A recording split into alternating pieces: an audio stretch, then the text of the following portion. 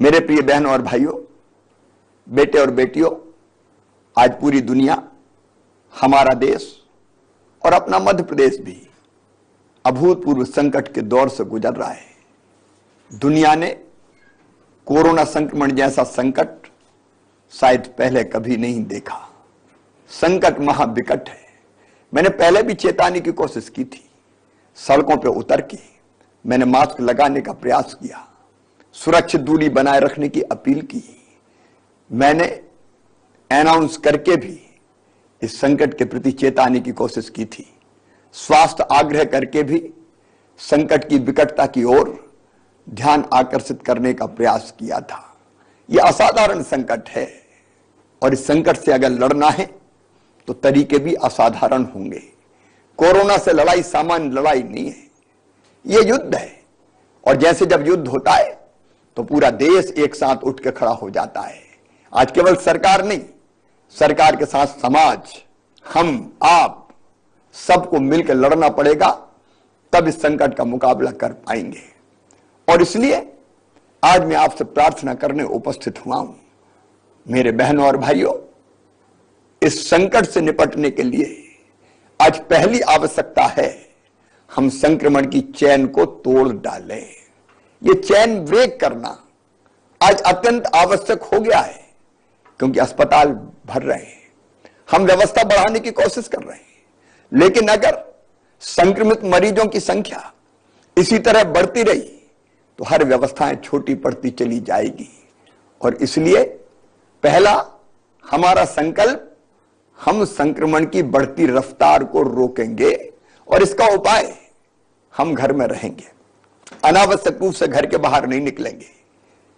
30 अप्रैल तक गांव में ग्रामवासी तय करें, शहर में मोहल्लेवासी तय करें, कॉलोनी में रहने वाले लोग अपनी कॉलोनी के लिए तय करें, एक बिल्डिंग में रहने वाले, फ्लैट्स में रहने वाले लोग वो बिल्डिंग तय करें कि 30 अप्रैल तक हमारे गांव से, हमारे मोहल्ले से, हमारी कॉलोनी से, हमारी बिल्डिंग से अनावश्यक रूप से कोई भी बाहर नहीं जाएगा। अगर हमें किसी सामान की आवश्यकता है, हम अपने प्रतिनिधि तय कर लें, 5 लोग तय कर लें कि वो जाएंगे, सामान लेके आएंगे और उसकी आपूर्ति आवश्यकता के अनुसार हर परिवार को कर देंगे। अगर हम 30 अप्रैल तक घरों में रुक गए और खुद हमने जनता कर्फ्यू लगा लिया, यह सरकारी कर्फ्यू नहीं होगा, यह लॉकडाउन नहीं होगा, यह हम अपने आप को बचाने के लिए, संक्रमण की रफ्तार को रोकने के लिए हम स्वयं तय करेंगे कि मैं घर में रहूंगा।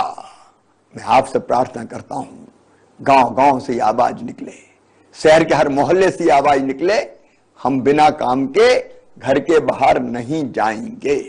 और घर के बाहर जाना पड़ा बहुत आवश्यक काम से, तो अपने चेहरे पर मास्क होगा, बिना मास्क लगाए कदापि नहीं जाएंगे। मेरे बहनों और भाइयों, मास्क कफन से छोटा है, यह आसानी से लगाया जा सकता है और इसलिए मास्क लगाएं, सुरक्षित दूरी बनाएं, संक्रमण से बचने का हर उपाय अपनाएं। और अगर आपको सर्दी, जुकाम, बुखार, सिरदर्द, दस्त, खांसी जरा सी भी हो रही है तो कृपया करके लापरवाही बिल्कुल मत कीजिए। तत्काल सैंपल दीजिए, टेस्ट करवाइए। सरकारी व्यवस्था में टेस्ट निःशुल्क हो रहे हैं, टेस्ट करवाने में बिल्कुल देर मत कीजिए। और हां, एक बात और याद रखिए, टेस्ट करवाने के बाद अपने आप को अकेले में कर लीजिए, घर में अकेले रहिए, परिवार के लोगों से भी संपर्क मत रखिए, क्योंकि टेस्ट की रिपोर्ट आने तक अगर आप पॉजिटिव है और आप लगातार घूमते रहे तो पता नहीं कितने लोगों को कोरोना और ग्रसित कर लेगा। आपको भी बचना है तो दूसरे को भी तो बचाना है ना हमें, इसलिए अकेले में रहिए, ये मेरी प्रार्थना है। और अकेले में रहेंगे तो परिवार को भी बचा पाएंगे। क्या आप अपने परिवार से प्यार नहीं करते?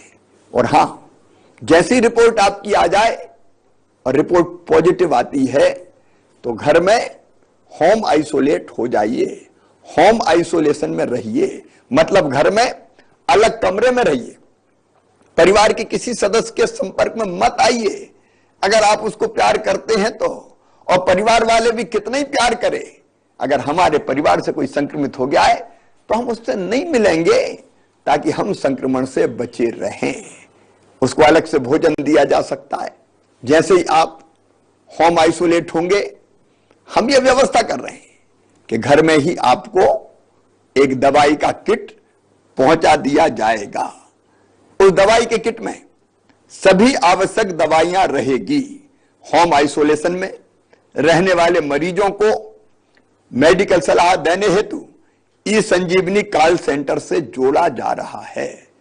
हम यह सुनिश्चित कर रहे हैं कि कॉल सेंटर से टेलीमेडिसिन के माध्यम से डॉक्टर संक्रमित भाई बहन से फोन करके यह सलाह दे कि उसको क्या करना है, क्या नहीं करना है।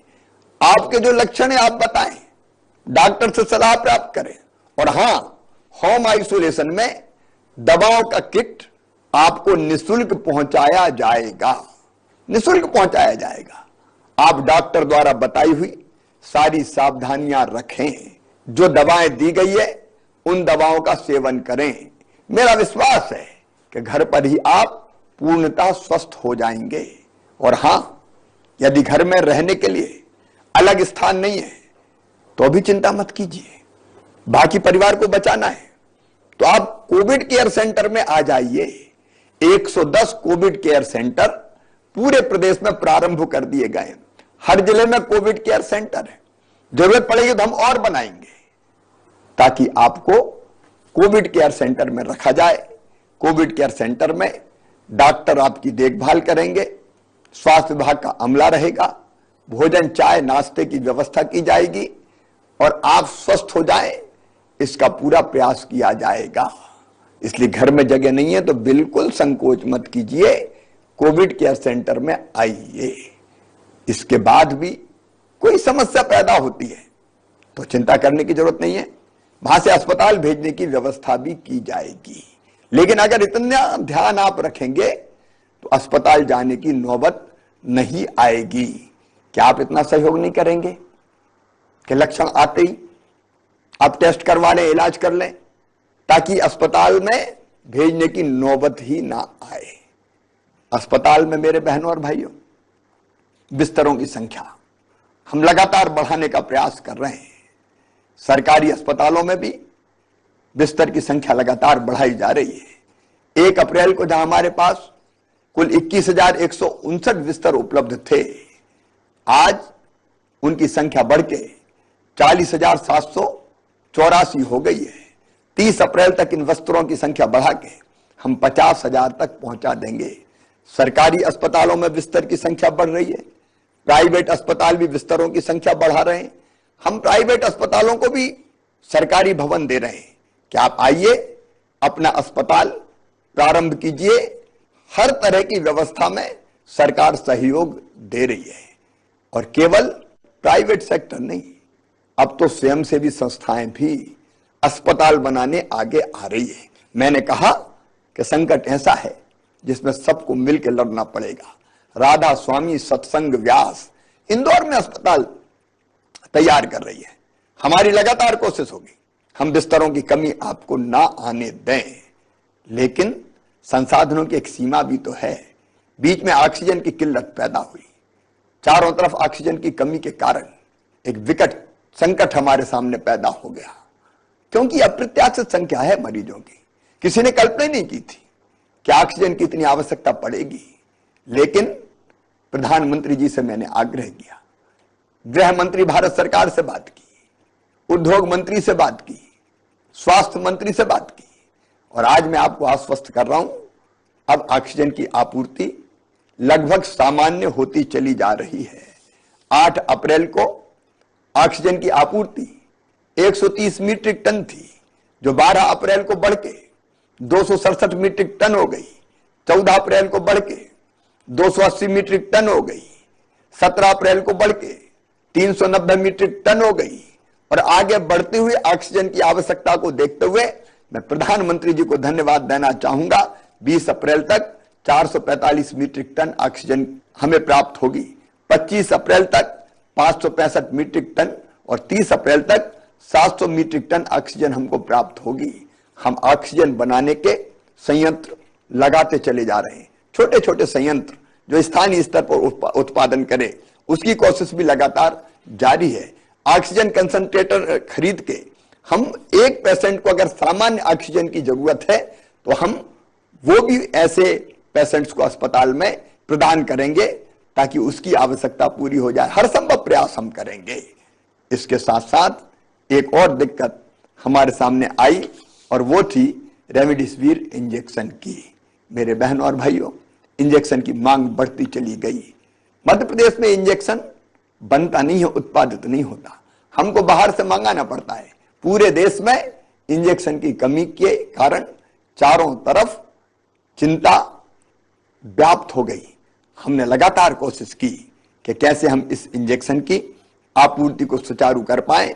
मैं लगातार बात कर रहा हूं, भारत सरकार से बात कर रहा हूं, स्वास्थ्य मंत्री से बात कर रहा हूं, प्राइवेट कंपनियों से बात कर रहा हूं और बात करके हम आपूर्ति लगातार करते चले जा रहे हैं। हाँ, जितनी आवश्यकता है उससे अभी जो आपूर्ति है वो कम है, लेकिन हमारे प्रयासों में कोई कमी नहीं है। हमने प्राइवेट स्टॉकिस्ट को भी ये इंजेक्शन मिल जाए उसके लिए भी ऑर्डर दिलवाए हैं, ऑर्डर दिए हैं। सरकारी सेक्टर में भी हमारे पास इंजेक्शन आ जाए इसलिए प्राइवेट कंपनियों को ऑर्डर दिए हैं। अलग अलग दिन लगातार इंजेक्शन आ रहे हैं। भरपूर कोशिश हमारी रहेगी कि इन इंजेक्शंस की भी कमी ना रहे, बाकी दवाइयों की कोई कमी ना हो। इसके प्रयास हम निरंतर कर रहे हैं, लगातार कर रहे हैं। लेकिन मेरे बहनों और भाइयों, मैं फिर कहना चाहता हूं, इस संकट से निपटने के लिए हम सबको एकजुट होना पड़ेगा। हम परिश्रम की पराकाष्ठा करेंगे, प्रयत्नों की परिसीमा करेंगे, कसर कोई नहीं छोड़ेंगे। लेकिन मैं सबसे अपील करता हूं, सभी राजनीतिक दलों के नेताओं से अपील करता हूं, मतभेद के और कई विषय हो सकते हैं, लेकिन संकट की घड़ी में मिलकर एक हो जाएं। धार्मिक संस्थाएं, सामाजिक संगठन, स्वयंसेवी संस्थाएं सब मिलकर आगे बढ़े, आगे आए। मुझे खुशी है कि कोरोना वॉलंटियर्स निकल के सामने आए हैं, जिनने अपने आप को रजिस्टर करवाया है कि हम इस संकट की घड़ी में प्रशासन और सरकार के साथ खड़े रहेंगे। और वो कोरोना वॉलंटियर बहुत अच्छा काम कर रहे हैं। अगर आपको भी सेवा के काम में सरकार और प्रशासन के साथ जुड़ना है तो आप 181 पर कोरोना वॉलंटियर के रूप में रजिस्टर हो सकते हैं। आपको हेल्प डेस्क पर काम दिया जा सकता है, जागरूकता पैदा करने के लिए काम दिया जा सकता है, मोहल्लों में जनता की सेवा करने का काम दिया जा सकता है। हम में से हर एक को किसी न किसी भूमिका का निर्वाह निश्चित तौर पर करना है। मुझे पूरा विश्वास है कि संकट बड़ा है, संकट गहरा है, लेकिन हमारा हौसला उससे भी बड़ा है। हम कोई कसर नहीं छोड़ेंगे और मुझे पूरा विश्वास है कि संकट आया है, लेकिन मिलके एकजुट होके अगर हम लड़ेंगे तो इस संकट को हम पराजित करेंगे। इस संकट के दौरान हमारी कोशिश ये रही है कि गरीब की रोजी रोटी चलती रहे, उसके सामने रोजगार का संकट यथासंभव पैदा ना हो, और अगर वो पैदा भी होगा तो चिंता ना करे, सरकार कोई ना कोई व्यवस्था जरूर करेगी, जिसके बारे में मैं फिर अलग से चर्चा करूंगा।